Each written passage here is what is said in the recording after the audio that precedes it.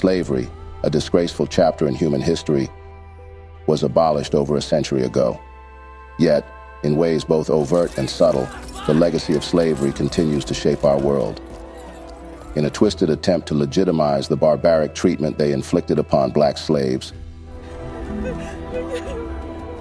white supremacists and slaveholders spread harmful stereotypes and falsehoods about the nature of black people. These distortions were used to excuse their cruelty. The lingering effects of this systematic oppression continue to plague our society with racial injustice and inequality. That said, join us as we take a close look into the unknown facts about slavery that still manifest in our lives today. From the language we use to the stereotypes that persist, these remnants of the past are more influential than you might think.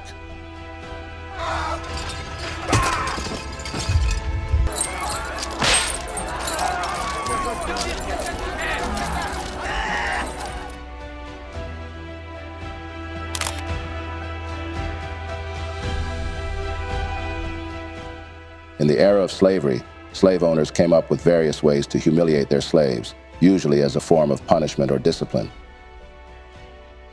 One of the most horrible forms of humiliation involved forcing enslaved men into sexual acts with their mothers or family members. This was done both as a form of psychological torture and to exert control and dominance over enslaved individuals. Enslaved men were sometimes forced to perform sexual acts in the presence of their families or white spectators, turning these acts into public spectacles of degradation. The term mother is thought to have originated from this context of sexual humiliation. But although the term is frequently believed to stem from the widely condemned incest taboo, some also argue that its origins point to white men that have impregnated black women at the time. The sexual abuse of enslaved women often resulted in pregnancies, with the children of these abuses being enslaved alongside their mothers. Rather than referring to the man who impregnated their mother as father, the term mother was said to be used. This usage aligns with similar grammatical structures found in other African American English expressions, such as baby mother and baby father. Despite the end of slavery, the term mother persisted in American English, especially within African American communities. Over time, the term has been adopted into mainstream language, often losing its specific historical connotations, but still carrying a strong sense of vulgarity and insult.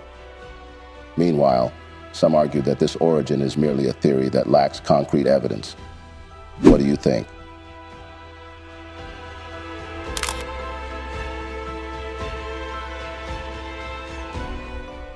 Young men in America began adopting sagging pants as a fashion trend during the 1990s. Unlike many other passing fads, this particular style has endured for over 30 years. However, its origins are rooted in a dark and often overlooked history. The practice began during the era of black slavery and is linked to a horrific custom known as buck busting or buck breaking. Originally, these terms referred to the taming of wild horses, but Southern plantation owners repurposed them to describe their brutal treatment of black men. This barbaric practice was used to break rebellious black male slaves, reducing them to subhuman status, much like taming wild beasts. It was designed to intimidate and suppress any resistance among other enslaved people. Defiant black men were publicly humiliated by being made to lower their pants and bend forward in front of other slaves. Their masters would then subject them to horrific sexual violence.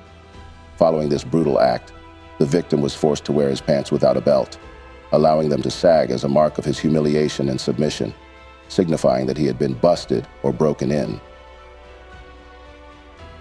The practice of sagging pants also traces its origins to the American prison system. Much like in the antebellum era, it is linked to the sexual abuse of men by other men. In prisons, belts are prohibited because they can be used as weapons, which is why inmates often wear sagging pants. In some cases, men are coerced into letting their pants fall and bending over during assaults by fellow inmates. Today, sagging pants, a style often embraced as a mere fashion statement, has drifted far from its traumatic origins. Many who adopt this look remain unaware of its painful history, and despite various efforts over the years to discourage young men from adopting this style due to its troubling origins, these attempts have largely been unsuccessful.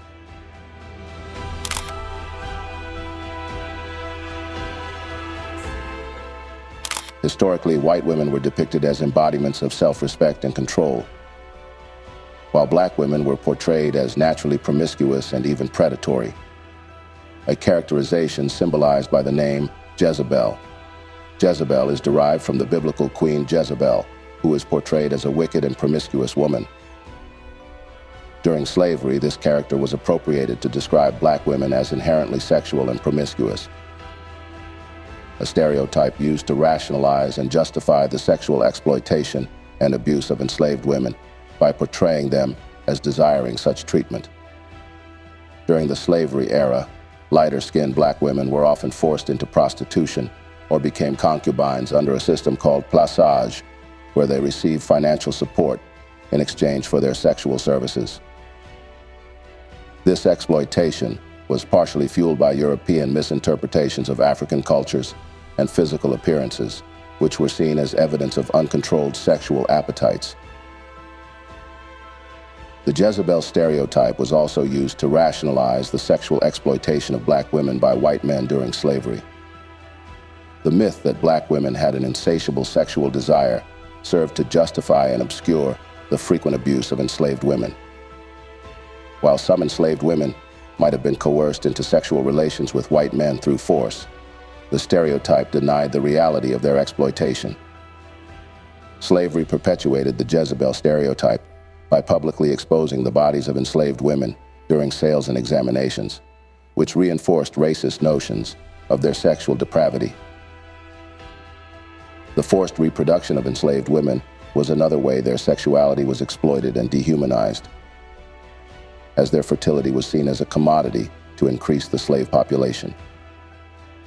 Even after emancipation and throughout the Reconstruction period, black women continued to face sexual victimization. Despite the end of slavery, legal and social systems offered little protection against sexual abuse, and many black women were reluctant to report abuse due to fears of further violence or retribution. The portrayal of black women as Jezebels persisted into the 20th century, becoming a pervasive theme in popular culture. In cinema, particularly during the blaxploitation era of the 1970s, black women were often cast in sexually provocative roles that further entrenched the Jezebel image. This depiction continued into modern media, where black actresses are frequently typecast in sexually charged roles, often perpetuating racist stereotypes.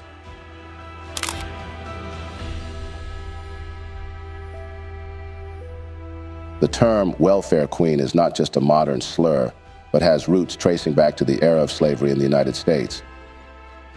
During slavery, white slave owners often portrayed their enslaved individuals as lazy to justify the harsh conditions they faced.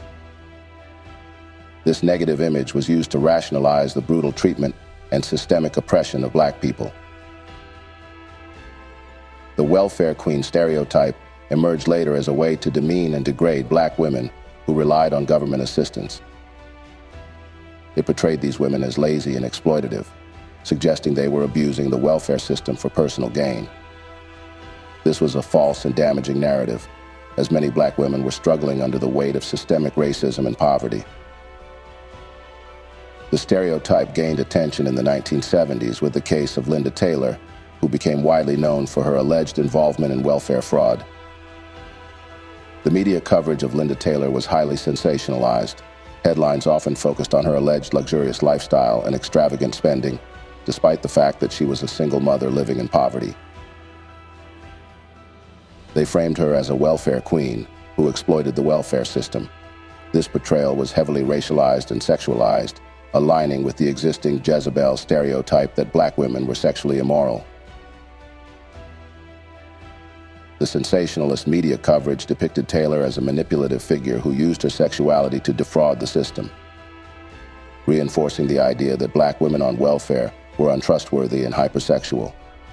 Politicians and commentators leveraged Taylor's case to push for welfare reforms, arguing that the system was being abused by irresponsible and immoral individuals. They used her case to justify cuts to social programs and harsher eligibility requirements, framing her alleged fraudulent activities as representative of broader issues within welfare. This portrayal not only stigmatized Black women, but also ignored the complex realities of welfare dependency and systemic issues affecting many recipients. The troubling times of slavery might be over, but the hurt it caused still lives on. To truly honor the memory of those who endured the horrors of slavery, we must actively learn and acknowledge the remnants of that oppressive era. By fostering empathy, education, and cultural sensitivity, we can contribute to a more just and equitable future for all. Together, we can make a world where everyone feels safe and valued. Now, we want to hear from you. What other surprising ways does slavery continue to shape our society? Share your thoughts and insights in the comments below. Let's continue the conversation and work towards a better understanding. Thank you for joining us in this journey. Subscribe to our channel to always be part of our insightful discussions. We'd love to see you again.